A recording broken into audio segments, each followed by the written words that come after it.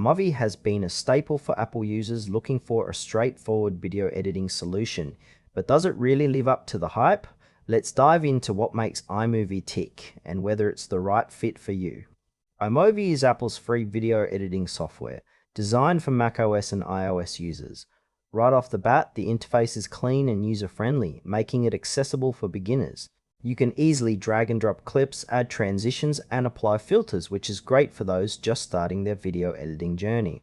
iMovie supports 4K video editing, which is impressive for a free tool, and it offers a range of templates for trailers and movie projects that can give your videos a polished look without much effort. One thing that stands out is the seamless integration with other Apple products. If you're already in the Apple ecosystem, you can easily import clips from your Photos library or even from your iPhone.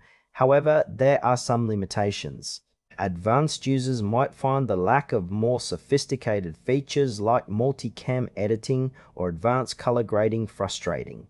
While it serves its purpose well, it does feel a bit basic for those looking for more depth in their editing. When it comes to the pros, iMovie is incredibly easy to use, especially for beginners.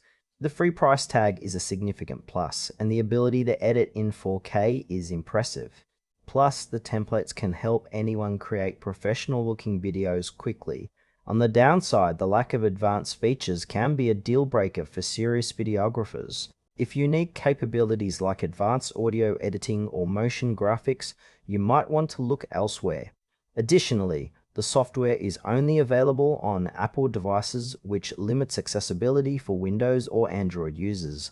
Overall, while iMovie is fantastic for casual users or those just getting into video editing, professionals might find themselves wanting more. In conclusion, iMovie is a solid choice for Apple users seeking a free and intuitive video editing tool. If you're a beginner or need something simple for personal projects, it's worth trying out. However, if you're looking for extensive features or you're not using Apple products, you might want to explore other options.